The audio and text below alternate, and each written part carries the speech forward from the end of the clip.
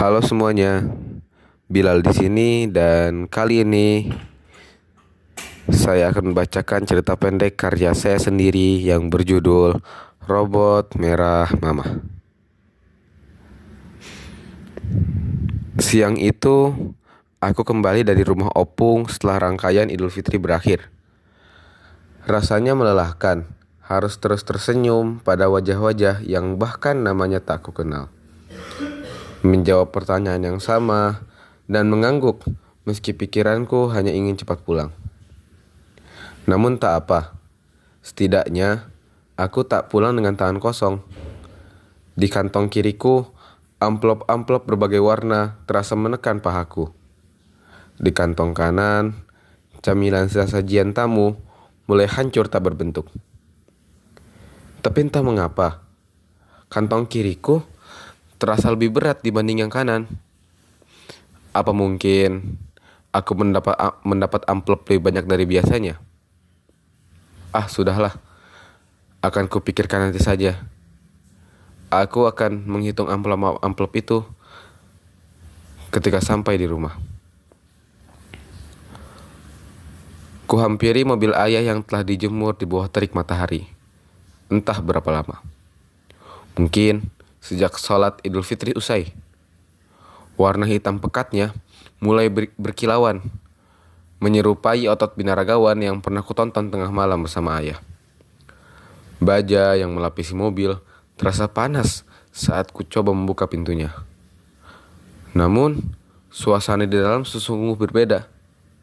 Wangi AC yang baru dinyalakan membuatku terlena. Perlahan, suara bising saudara dan tamu opung berubah menjadi dengung mesin dan hembusan udara dingin yang mengalun. Yah, ini langsung pulang kan? Tidak mampir ke rumah orang lain dulu? Tanyaku. Memastikan tujuan kami benar-benar pulang. Iya, santai aja. Nanti kunjungannya di lain hari. Lagian, kita sudah banyak bertemu saudara. Jawab ayah. Aku bersyukur dalam hati. Akhirnya, kami langsung pulang tanpa harus berkunjung kemana-mana lagi. Tak terasa, seiring melajunya mobil, kesadaranku kian terenggut satu persatu. Aku tak kuasa menahan rasa kantuk ini. Sampai rumah akan kuhitung uangnya. Gumamku sebelum kuistirahatkan ragaku. Sekitar pukul 5 sore, mobil kami terparkir di garasi rumah. Aku langsung berlari ke kamar, menutup pintu pelan, lalu duduk di kasur.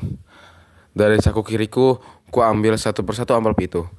Sementara tanganku yang lain masih merogoh camilan yang sudah hancur lebur tertekan di kantong kanan. Ku buka amplop-amplop itu dengan gerakan pelan, seolah takut merusak uang di dalamnya.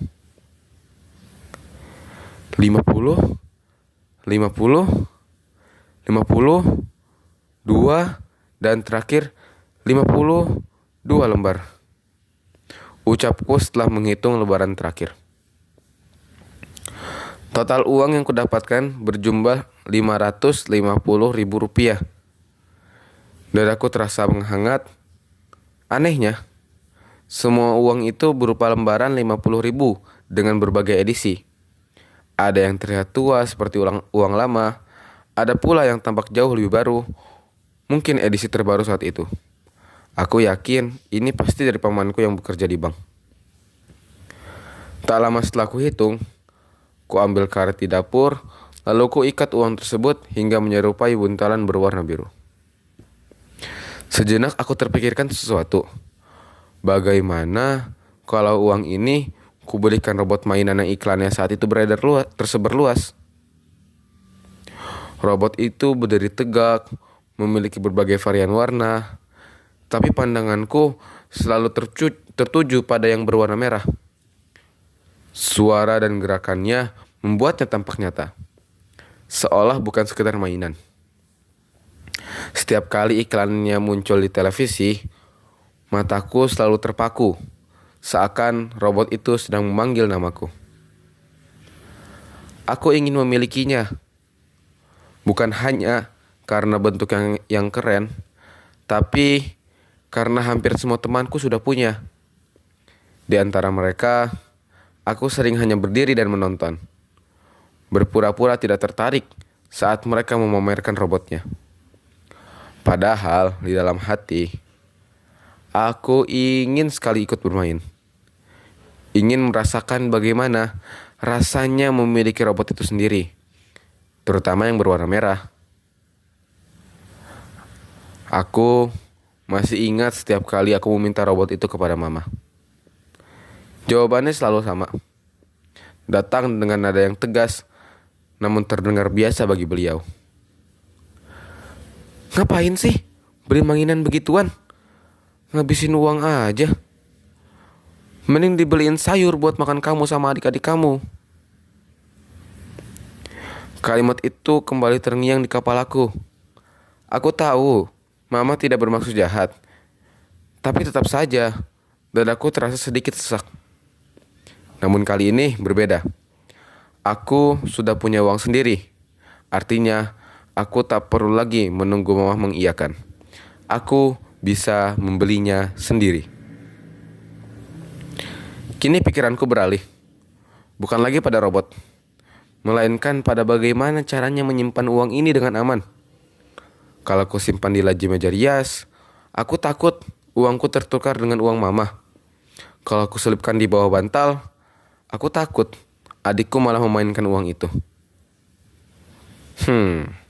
Saat ku tengok sekeliling, ada yang unik dengan lemariku. Di bawah tumpukan pakaian, ada selembar kertas kado yang melapisi dasar lemari. Dengan hati-hati, ku angkat kertas kado itu, ku masukkan buntalan uang biru ke dalamnya, lalu ku tutup perlahan, seolah takut gerakan kecilku akan menyobek kertas itu. Aku bahkan sempat menumpuk beberapa potong kaos di atasnya, agar lemari itu tampak penuh dan tak mencurigakan. Setelah itu, aku terlentang di tepi tempat tidur sambil membayangkan robot merah itu berdiri gagah di rak mainanku. Saat itulah, aku merasa seperti ada sepasang mata yang memperhatikanku dari balik gagang pintu coklat kamarku. Tapi aku terlalu lelah untuk memastikannya. Kupikir tak ada apa-apa dan kembali membiarkan diriku tenggelam dalam lamunan tentang robot merah itu. Keesokan harinya, sejak pagi, pikiranku sudah dipenuhi oleh satu hal. Robot itu.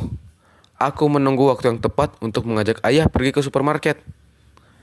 Setelah sarapan, kulihat ayah duduk santai di ruang tamu. "Yah, nanti kita ke supermarket yuk," kataku pelan, mencoba terdengar biasa saja. Ayah menoleh sambil tersenyum. "Mau beli apa?" Aku tersenyum kecil, lalu berlari ke kamar. "Tunggu ya, aku ambil uangnya dulu." Aku membuka kertas kado di bawah tumpukan baju. Kosong. Kubuka lagi, lebih lebar. Tanganku mulai gemetar. Napasku memendek. Kaos-kaosku lempar tanpa peduli. Kertas kado ku sobek. Tapi tidak ada apa-apa. Lemari itu terasa terlalu kosong. Jantungku berdetak keras seolah ingin keluar dari dadaku. Aku berlari keluar kamar. "Yah, ayah lihat uang aku gak?" Tanyaku terburu-buru. Ayah menggeleng pelan. "Uang apa?" Aku beralih ke adikku yang sedang bermain di lantai. "Kamu lihat uang kakak gak?" Tanyaku dengan suara meninggi. "Jangan bohong ya." Adikku hanya menatapku bingung, lalu menggeleng sambil terus memainkan mainannya. Dadaku mulai terasa sesak. Saat itulah terdengar suara motor berhenti di depan rumah. Aku mengenali suara itu. Mama pulang dari pasar. Aku berlari menghampirinya sebelum ia sempat masuk ke dapur. Mama, kataku cepat. Uang aku di mana? Mama menoleh sebentar, lalu menjawab santai. Oh, uang itu. Sudah Mama belikan sayur sama daging. Lumayan, buat makan kita 1 minggu ke depan. Kata-kata itu terasa jatuh satu persatu di kepalaku. Aku ingin bertanya lagi, memastikan aku salah dengar. Tapi suaraku tertahan di tenggorokan. Dunia terasa berhenti bergerak. Pandanganku mendadak buram. Tanpa sadar, air mata mengalir begitu saja. Aku berlari ke arah ayah dan memeluknya erat-erat. Menangis tanpa suara. Seperti menahan sesuatu yang terlalu besar untuk anak seusia itu. Ayah mengusap kepalaku pelan, sementara aku hanya bisa membayangkan robot merah itu yang kini tak pernah sampai ke tanganku. Mungkin cukup sekian video pembacaan cerpen dari aku. Kurang lebihnya mohon dimaafkan. Terima kasih. Assalamualaikum warahmatullahi wabarakatuh.